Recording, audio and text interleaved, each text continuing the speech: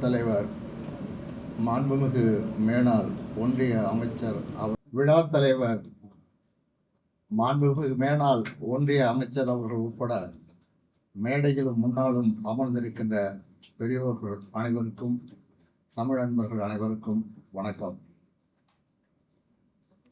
நண்பர்களே, கொளுத்துகிற வெயில், சுட்டரிக்கிற வெயில். சிலப்பதிகாரத்தில் சூரியனை பற்றி 2 இடத்தில் வரும். ஒன்று பூம்புகார் சூரியன். அங்கே ஞாயிறு போற்றுதும் காவிரி நாடன் திகிரிப்போர் பொற்கோட்டு மேறு வளம் திரிதலான் என்று காவிரி நாடனுடைய ஆணைச்சக்கரம் போல அந்த சூரியன் இருக்கின்ற காட்சியை சொல்லி வாழ்த்துவார் இளங்கோடிகள். மதுரையில் உள்ள சூரியனை பற்றியும் சிலப்பதிகாரம் சொல்லுங்கள். கண்ணகி கணவனை இழந்து வருகிற போது அவர் பாண்டியனிடம் சென்று முறையிடுவதற்கு முன்பாகவே நீதி கேட்டது சூரியனிடம். காய்கதிர் செல்வனே, கல்வனோ என் கணவன். அப்படி பாண்டியனிடம் நீதி கேட்கும் முன்பாக சூரியனிடம் நீதி கேட்ட கண்ணகியை பற்றி இளங்கோடிகள் சொல்கிற போது, பூம்புகார் சூரியனை ஞாயிறு போற்றுதும் சோழ நாடனுடைய ஆணைச்சக்கரம் போன்றது என்றால், மதுரை சூரியனை பற்றி சொல்லுகிற போது அது பாண்டிய அரசனின் ஆணைச்சக்கரம் போல என்று சொல்லியிருக்க வேண்டுமா இல்லையா? ஆனால் நான் மதுரைக்கு வந்து 2 நாளாக இந்த வெயிலை பார்க்கும்போது தான் தெரிகிறது, இளங்கோடிகளும் மதுரை வெயிலை அனுபவித்திருப்பார் போல. அதனால் காய்கதிர் செல்வன் என்று சொன்னார். கதிர் செல்வன் என்றாலே போதும், கதிரவன் என்றாலே போதும். கதிர் செல்வன் வெப்பத்தை அப்படி பாய்ச்சி காய்கிற கதிரவன் அப்படி என்பதாக சொல்லப்பட்டிருக்கிற ஒரு இடம் மதுரை என்று. இந்த சிலப்பதிகாரத்தின் ஒரு வரிக்கு இவ்வளவு காலம் எனக்கு பொருள் வெளிச்சம் கிடைக்காமல் இருந்தது 2 நாள் மதுரை வாசல் எனக்கு உணர்த்தி இருக்கிறது. அதற்காக நன்றி சொல்ல வேண்டும். இந்த மதுரை உங்களுக்கு தெரியும், தமிழ் சங்கம் வைத்து வளர்த்தது உங்களுக்கு தெரியும்.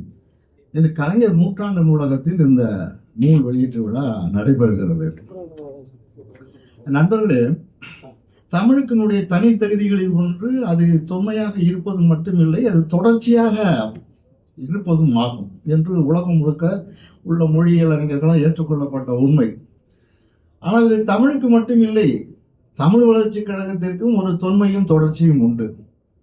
80 ஆண்டுகளுக்கு முன்பாக 1946ஆம் ஆண்டு அப்போது சென்னை மாகாண கல்வி அமைச்சராக இருந்த திரு அவினாசிலிங்கம் அவர்களும், சுதந்திர இந்தியாவின் முதல் நிதியமைச்சராக இருந்த சண்முகம் செட்டியார் அவர்களும், சி சுப்பிரமணியம் அவர்களும் தொடங்கிய ஒரு அறக்கட்டளை தான் தமிழ் வளர்ச்சி கழகம் என்பது. இப்படி தொன்மையுடைய 80 ஆண்டுகளுக்கு முற்பட்ட அந்த தமிழ் வளர்ச்சி கழகத்தின் அறக்கட்டளையில் உறுப்பினராக இருந்தவர் மேனாள் ஒன்றிய நிதியமைச்சராக இருக்கிற திரு பாசி அவர்கள். அவர்கள் இப்போது இந்த அறக்கட்டளைக்கு தலைவராக இருக்கிறார். ஆகவே தமிழை போலவே தமிழ் வளர்ச்சி கழக அறக்கட்டளைக்கும் தொன்மையும் தொடர்ச்சியும் இருந்து கொண்டிருக்கின்றன என்பதற்காக சொல்கிறேன். அடுத்ததாக நண்பர்களே, அதற்கு முதல் நிதி உதவி அளித்து புரவலரானவர் அழகுப்பை செட்டியார். அவரும் காரைக்குடியை சேர்ந்தவர். இப்போது தமிழ் வளர்ச்சி கழகம் கடந்த சில ஆண்டுகளில் பணிகள் எதையும் மேற்கொள்ளாமல் தொய்வடைந்து தேங்கி கிடந்த நிலையில் அதற்கு தூசி தட்டி ஊக்கம் தந்து எழுந்து நடமாட விட்டு செயல்பட வைத்திருப்பவர் மேனாள் ஒன்றிய நிதியமைச்சர் அவர்கள். மாண்புமிகு முதலமைச்சர் அவர்களிடம் பேசி தமிழ்நாடு அரசிடமிருந்து 2,15,00,000 வாங்கி தமிழ் வளர்ச்சி கழகத்திற்கு உயிரூட்டி இருக்கிறார். அது மட்டுமல்ல, அந்த புரவலராக முதலாக இருந்த அழகுப்பை செட்டியார் அப்போது 10,000 தான் கொடுத்தார். இப்போது பல லட்சங்கள். அதே போல தானும் புரவலராக தமிழ் வளர்ச்சி கழகத்திற்கு ஒரு 10 லட்சம் கொடுத்து மற்றவர்களையும் கொடுக்க வைத்திருக்கிறார். ஆகவே இப்படியான சிறப்புகளை உடைய அவர் இப்போது இந்த விழாவிற்கு தலைமை தாங்குகிறார். அவரை உங்கள் சார்பாகவும் நான் வருக வருக என்று வரவேற்கிறேன். அடுத்ததாக இந்த நூல்களை தமிழியல் கலைக்கலைஞர் 2 தொகுதிகளையும் வெளியிட தமிழ் பல்கலைக்கழக மேலாள் துணைவேந்தர் மதிப்புக்குரிய திரு திருமலை அவர்கள் வந்திருக்கிறார். பேராசிரியர் திருமலை அவர்களை பற்றி நான் சொல்லி தெரிய வேண்டிய அவசியம் மதுரை மக்களுக்கு மட்டுமில்லை, மற்றவர்களுக்கும் தேவை இருக்காது. அவருடைய அந்த பேச்சுக்களை ஒரு புத்தகம் போதும் அவரை ஊரறிய செய்திருக்கும். பிறகு அவர் சங்க இலக்கியம் முதல் நவீன இலக்கியம் வரையிலான அந்த தொடர்பை கொண்டிருப்பவர். ஒரு இலக்கியத்தை எப்படி படிக்க வேண்டும், இலக்கியமும் வாசிப்பும் என்பதை எல்லாம் அவர் புத்தகம் எழுதியிருக்கிறார். 26 நூல்களை எழுதியிருக்கிறார். அது சங்க இலக்கியம் உட்பட இலக்கியங்களை வாழ்வியலோடு சேர்த்து பார்க்கிற ஒரு அணுகுமுறைக்கு சொந்தக்காரர். அது நம்ம வியந்து பாராட்டக்கூடிய ஒன்று. அவருடைய கட்டுரைகள் எல்லாம் படித்து பார்த்ததில் நான் அறிந்து கொண்ட செய்தி அது. அவ்வளவு சிறப்புக்குடைய ஒரு பன்முக ஆற்றல் கொண்ட பேராசிரியர் திருமலை அவர்கள் இப்போது இந்த நூல்களை வெளியிட வருகை தந்திருக்கிறார். உங்களை வருக வருக என வரவேற்கிறேன். அடுத்ததாக இந்த நூல்களை பெற்றுக்கொண்டு சிறப்புரை வாழ்த்துறை வழங்க வந்திருப்பவர் மக்களவை தொகுதி உறுப்பினர் திரு சு வெங்கடேசன் அவர்கள். அவரை பற்றி சொல்லிக்கொண்டே போகலாம். ஒரு இலக்கியவாதியாகவும் இருந்து கொண்டு அரசியல்வாதியாகவும் வாழ்ந்து கொண்டிருப்பவர். இப்படி சொல்லுகிற போது விழா தலைவராக இருப்பவரையும் நாம் அப்படி பார்க்கலாம். உதாரணமாக கனையாழி ஆசிரியராக விழா தலைவர் இருந்திருக்கிறார். அவர் செம்மலர் ஆசிரியராக இருந்திருக்கிறார். இவர் எழுத்து இயக்கம் ஒன்று நடத்தி அதற்கான பரிசீலனம் கொடுத்து கொண்டிருப்பது உங்களுக்கு தெரியும். அதை கொண்டு அவர் இலக்கியங்களில் ஈடுபாடு கொண்டவராக இருக்கிறார். திரு சு வெங்கடேசன் அவர்களை பற்றி சொல்ல வேண்டுமானால் படிக்கிற போதே மாணவ பருவத்திலே 1989 என்று நினைக்கிறேன் அவர் ஒரு கவிதை எழுதியிருக்கிறார். ஓட்டை இல்லாத புல்லாங்குழல். எங்கேயாவது பார்த்துருக்கீங்களா? புல்லாங்குழலுக்கு ஓட்டை இல்லை என்றால் அது ஊதுகுழலாக இருக்கும். ஆனால் அப்படி ஒரு மாணவ பருவத்திலே அவருக்கு ஒரு அந்த பார்வை இருப்பது பார்த்து வியந்து போயிருக்கிறேன். அதுக்கு பிறகு தெரியும் உங்களுக்கு எல்லாம் அவருடைய முதல் நூல் காவல் கோட்டம் அதற்கே சாகித்ய அகாடமி விருது கொடுத்திருக்கிறது. அப்படி வாங்கியது ரொம்ப மிக மிக அருமை. முதல் நூலுக்கே ஒரு விருது கிடைக்கிறது என்பதும் சாகித்ய அகாடமி என்னுடைய கண்ணில் படுவது என்பதும் அவ்வளவு சாதாரண செய்தி இல்லை. அதற்கு பிறகு இந்த வீர யுக நாயகன் வேல்பாரி விகடனில் எல்லோருடைய கவனத்தையும் மிக சிறந்த நாற்றை திங்கள் அப்பநிலைகளிலிருந்து அந்த அவருடைய நாயகனாக ஆக்கி அவர் காட்டியிருக்கிற பார்வை மிகப்பெரிய கவனத்தை இலக்கிய உலகில் உள்ளவர்களிடம் ஏற்படுத்தியது. அடுத்ததாக அவர் தமிழ்நாடு முற்போக்கு எழுத்தாளர்கள் கலைஞர்கள் சங்கத்தினுடைய மாநில தலைவராகவும் இருந்து கொண்டிருக்கிறார். அவர் தொடர்ந்து அவருடைய செயற்பாடுகளில் அந்த தமிழ் உணர்வு வெளிப்பட்டு கொண்டிருப்பதை நாம் பாராட்ட வேண்டும். அப்படி மிகச் சிறப்புடைய ஒருவர் தான் இந்த நூல்களை பெற்றுக்கொள்வதில் சிறப்பாக இருக்கும் என்று விழா தலைவர் தான் என்னிடம் சொன்னார். ஆகவே அத்தகைய பெருமைக்குரிய மதிப்பிற்குரிய திரு சு வெங்கடேசன் அவர்கள் எம்பி அவர்களை வருக வருக என வரவேற்கிறேன்.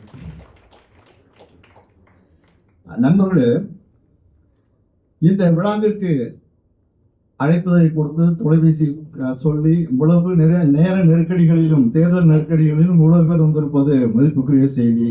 மதுரை செந்தமிழ் கல்லூரியிலிருந்து தமிழ்ச்சங்கத்திலிருந்து பேராசிரியர்கள் திரு அரிய அரவேலன் அவர்கள், விக்கிபீடியா, நீச்சல்காரன், இப்படி சொல்லிக்கொண்டே போகலாம். அவ்வளவு பேரும் வருகை இருந்திருக்கிறார்கள். ஊடக நண்பர்கள் வந்திருக்கிறார்கள். உங்கள் அனைவரையும் வருக வருக என்று வரவேற்பதில் நான் பெருமை அடைகிறேன்.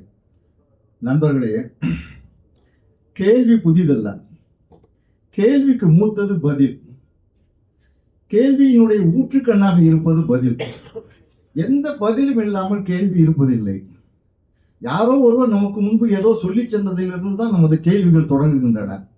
அப்படியானால் கேள்விகளுக்கான ஊற்றுக்கண்கள் என்பது பதில்களாக இருக்கின்றன, பதிவுகளாக இருக்கின்றன. அப்படி ஏற்கனவே இருக்கிற தமிழ் கலைக்களஞ்சியம் 10 தொகுதிகளிலும் இருக்கிற தமிழியல் தொடர்பான கட்டுரைகளை தொகுத்து இப்போது இந்த தமிழியல் கலைக்களஞ்சியம் வெளிவருகிறது. இது கேள்விகளுக்கான பதில்களை தேடுகிறவர்களுக்கும் புதிய கேள்விகளை உருவாக்க நினைக்கிறவர்களுக்குமான ஒரு கொள்ளிடமாக இந்த இலக்கிய கலைக்களஞ்சியம், தமிழியல் கலைக்களஞ்சிய தொகுதிகள் உங்களுக்கு இருக்கக்கூடும்.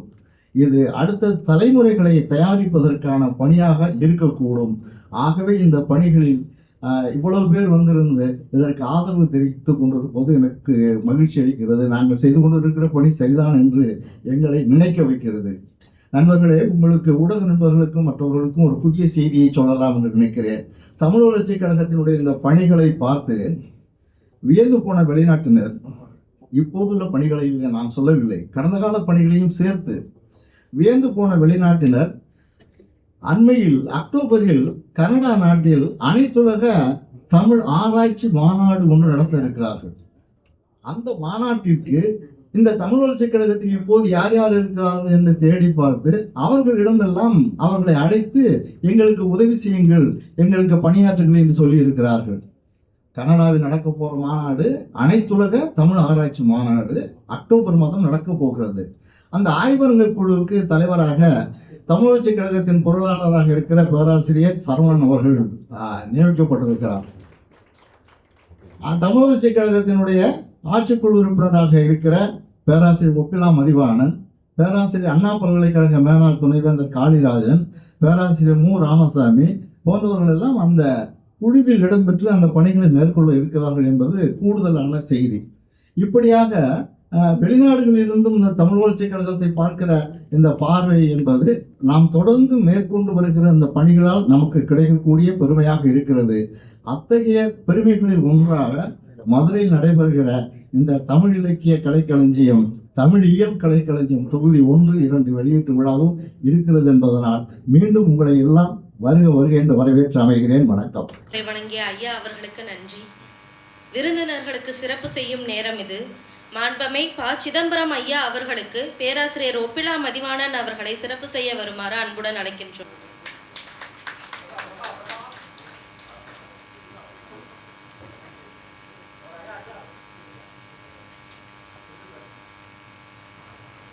ஐயா அவர்களுக்கு சிறப்பு செய்ய வருமாறு பேராசிரியர் மு ராமசாமி ஐயா அவர்களை அன்புடன் அழைக்கின்றோம்.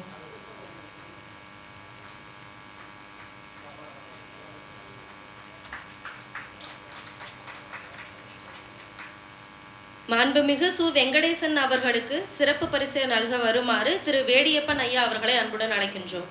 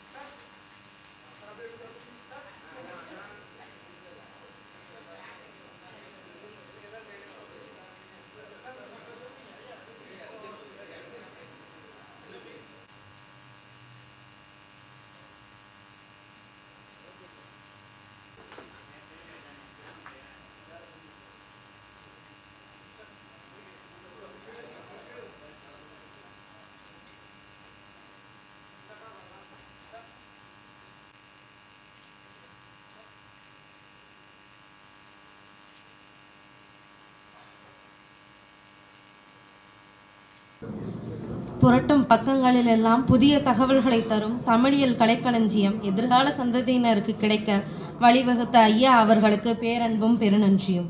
இவ்விழாவிற்கு இனியதொரு நன்றியுரை நல்க வருமாறு தமிழ் வளர்ச்சி கழகத்தின் பொருளாளர் பேராசிரியர் சா. சரவணன் ஐயா அவர்களை அன்புடன் அழைக்கின்றேன். 2 நிமிடங்களில் பொருளாளரின் பொருள் சார்ந்த நன்றியுரையை நான் நிறைவு செய்கின்றேன். இந்த விழாவிற்கு வந்திருக்கின்ற ஊடகவியலாளர்கள் அனைவருக்கும் நன்றி. நான் இறுதியிலிருந்து முதல் வரிசைக்கு வருவதாக தொடர்ந்து இந்த அரங்கத்தை நமக்கு சிறப்பாக அமைத்து கொடுத்திருக்கின்ற நூலகர் அவர்களுக்கும், இங்கே வந்திருக்கின்ற அறிஞர் பெருமக்கள், மேனாள் துணைவேந்தர்கள் மற்றும் பேராசிரியர்கள் பலரும் வந்திருக்கிறார்கள். உங்களுடைய அறிவார்ந்த ஆளுமைகளுக்கும் எங்களுடைய நன்றியை தெரிவித்துக் கொள்கின்றோம். நம்முடைய பேராசிரியர் மதிப்பிற்குரிய அரசேந்திரன் அவர்கள் சென்ற முதல் நூலினுடைய நன்றியுரையாளர் அவர்களும் வந்திருக்கின்றார்கள். இங்கே இருக்கின்ற மாண்புமிகு நம்முடைய இந்திய அரசியல் அமைப்பை கவனித்து நமக்கான ஒரு உரிமையை மீட்டு தருகின்ற 2 ஆளுமைகள், அதிலே மதிப்பிற்குரிய சிதம்பரம் ஐயா அவர்கள் நம்முடைய இந்த தமிழ் வளர்ச்சி கழகத்தின் அமைப்பையும் இயக்குகிறவர்களாக இருக்கிறார்கள். அடுத்ததாக நம்முடைய வெங்கடேசன் ஐயா அவர்கள் இந்த மதுரை மாநகரத்திலிருந்து தமிழ் இலக்கியத்தோடு கூட தமிழை இயக்குகிற ஒரு தூண்டுகோலாக இருக்கின்றார்கள். இறுதியாக நான் சொல்ல வருவது ஒரே ஒரு செய்தி. மதிப்பிற்குரிய ராஜேந்திரன் ஐயா அவர்கள் எதிர்கால செய்யறிவையும் நிகழ்காலத்தினுடைய வளர்ச்சியையும் இந்த சமூகம் எப்படி பார்க்க வேண்டும் என்பதற்காக தமிழியல் கலைக்களஞ்சியத்தை அப்படியே உங்கள் முன்னாடி வைத்திருக்கிறார். இதுதான் இதனுடைய நோக்கம். இதை எப்படி வினையாற்றி செய்யறிவு உலகத்திற்கு கொண்டு சென்று தமிழர் அறிவை நாம் பறைசாற்றுவது என்பது இதனுடைய நோக்கம். இதுதான் தமிழியல் கலைக்களஞ்சியம் உருவாக்கப்பட்டதனுடைய பின்னணி. அடுத்ததாக இந்த அரங்கம் ஏற்பாடு செய்யப்பட்டதிலே 3 அரசியல் இருக்கிறது. கலைஞர் நூற்றாண்டு அரங்கம், அதற்கு பிறகு இந்திய அரசை நம்முடைய நாடாளுமன்ற உறுப்பினரை வைத்து, இன்னொன்று உலக அரசியல் மார்க்சியத்தை வைத்து, இந்த 3 அரசியலையும் தமிழ் பேசும், தமிழ் வெல்லும் என்பதாக நாம் நம்முடைய கடமை ஆற்ற வேண்டும் என்று கூறி நன்றி கூறி விடைபெறுகின்றேன்.